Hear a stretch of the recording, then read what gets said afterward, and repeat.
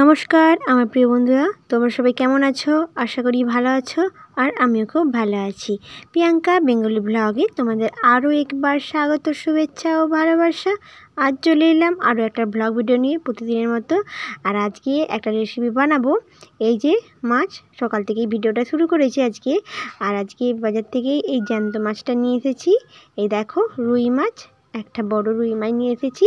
এই মাছটা দিয়েই কিন্তু আজকে রেসিপি বানাবো। তো চলো বন্ধুরা, মাছটাকে কেটে নিই আর তারপরে কিন্তু রেসিপিটা বানাবো। আর কিভাবে রেসিপিটা বানাই সেটাই কিন্তু তোমাদের সাথে শেয়ার করব। আর আজকে রেসিপিতে রয়েছে রুই মাছের টক ঝাল একটা রেসিপি।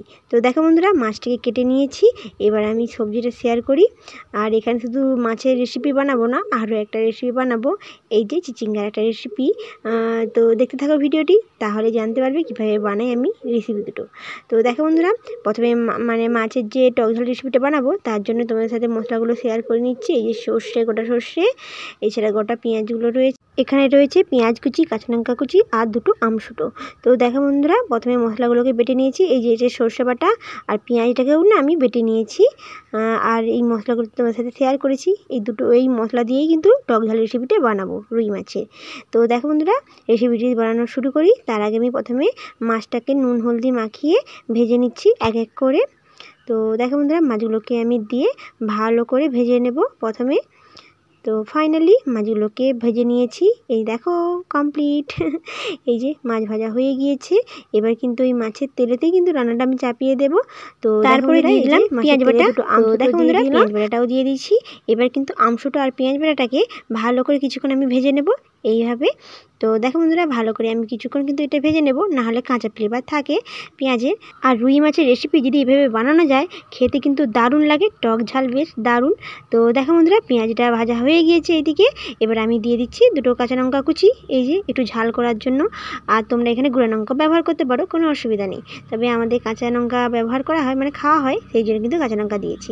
এবার দেখো বন্ধুরা, হলুদ গুঁড়ো দিয়ে এবার কিছুক্ষণ মশলাটাকে আমি ভেজে নেব। তো দেখো বন্ধুরা, পেঁয়াজের সঙ্গে কিন্তু হলুদ গুঁড়োটা ভেজে নিলে এতে কিন্তু কালারটা দারুণ এসে। তো দেখো বন্ধুরা, ভালোভাবে মশলাটাকে আমি কষে নিচ্ছি। এই যে দেখো অনেকটা ভালো করে ভাজা হয়ে গিয়েছে। আমসুটার সঙ্গে এই পেঁয়াজটাও কিন্তু ভালোভাবে মিশে গিয়েছে। এবার আমি দিয়ে দেবো সর্ষে বাটা, যেটা বেটে রেখেছিলাম প্রথমেই, সেটা কিন্তু আমি দিয়ে দেবো এখানে।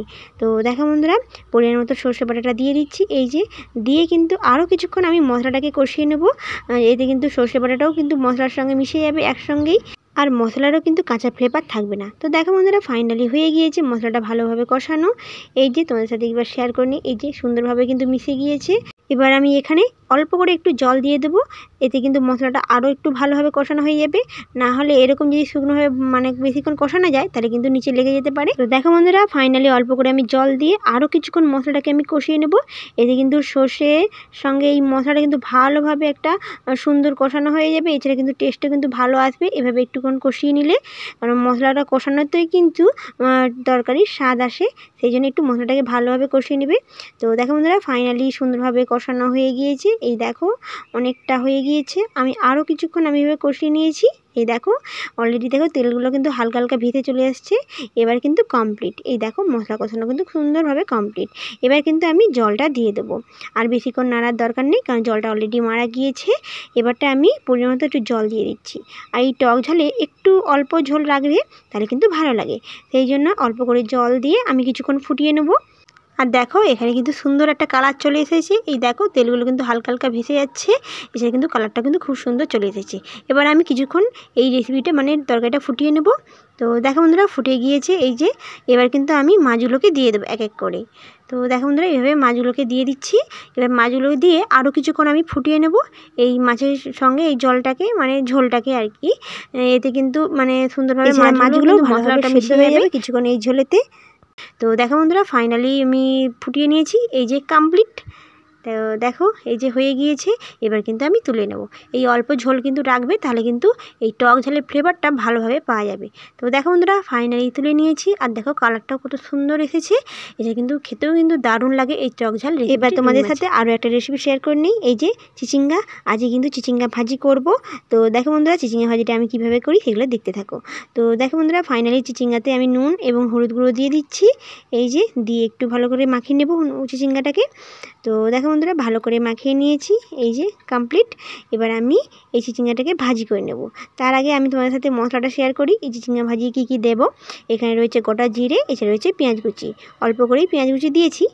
এইগুলো দিয়েই কিন্তু মানে চিচিঙ্গা ভাজাটি কমপ্লিট করব। তো দেখো বন্ধুরা, কড়াতে তেল দিয়ে দিয়েছি, এই যে কড়াতে তেল দিয়ে একটুক্ষণ গরম করে নেব। এদিকে কিন্তু চিচিঙ্গাটার নিচে লেগে যাবে না। এবার দেখো হয়ে গিয়েছে। এবার কিন্তু আমি মানে জিরেটা দিয়ে দিয়েছি। এবার জিরেটা একটু ভালো করে ভেজে নিচ্ছি। তো দেখো বন্ধুরা, জিরেটা একটু ভালো করে ভাজা হয়ে যাওয়ার পরে আমি কিন্তু পেঁয়াজ কুচিটা দিয়ে দেবো। তো দেখো বন্ধুরা, হয়ে গিয়েছে ভাজা। এবার আমি পেঁয়াজ কুচিটা দিয়ে দিচ্ছি। এই যে পেঁয়াজ কুচিগুলো ভেঙে দেবো এবার একটু করে, মানে খুন্তি দিয়ে কিন্তু ভেঙে দিচ্ছি। তো দেখো বন্ধুরা, ভাঙা হয়ে গিয়েছে। এবার কিন্তু বেশিক্ষণ ভাজবো না, এবার আমি চিচিঙ্গাটা দিয়ে দেবো। তো দেখো বন্ধুরা, চিচিঙ্গাগুলো সব দিয়ে দিচ্ছি, মানে অল্প অল্প করেই দিয়ে দিচ্ছি। জলটা যেহেতু নিচে রয়েছে সেই জন্য আমি কিন্তু ছেঁকেই দিচ্ছি, ঠিক আছে। তো দেখো বন্ধুরা, ফাইনালি চিচিঙ্গা ভাজাটা কমপ্লিট করে নিয়েছি। আর ভাজাটা তোমরা সবাই জানো, সেই জন্য আমি তোমাদের সাথে শেয়ার করলাম না। তো কমপ্লিট দুটো রেসিপি। আর কেমন লেগেছে তোমাদের এই দুটো রেসিপি তোমরা অবশ্যই কমেন্টে জানিও। আর যদি ভালো লাগে তাহলে লাইক আর সাবস্ক্রাইব করে দিও, শেয়ার করতে ভুলো না কিন্তু বন্ধুরা। ফাইনালি আজকে দুটো রেসিপি কমপ্লিট। আর এই টক ঝাল রেসিপিটি মাছের কেমন লেগেছে তোমরা কিন্তু অবশ্যই কমেন্টে জানিও, ঠিক আছে। তো দেখো বন্ধুরা, এই দুটো রেসিপি রেখেছি দুপুরের জন্য। এছাড়া কেটেছি আম, এই সময় তো আম পাওয়াই যায়, আর তোমাদের সাথে শেয়ার করেছিলাম। এই আমটা আমার খুবই পছন্দের, তাই কিন্তু আমি সবসময় মানে এই সময় আমটা রাখি। তো দেখো বন্ধুরা, আমটাও কেটে নিয়েছি। এই তিনটে হলে আমার ভালোভাবে হয়ে যাবে আজকে। তো কেমন লেগেছে আজকে ভিডিওটি তোমরা অবশ্যই কমেন্টে জানিও। ধন্যবাদ এতক্ষণ ভিডিওটি দেখার জন্য, অসংখ্য ধন্যবাদ।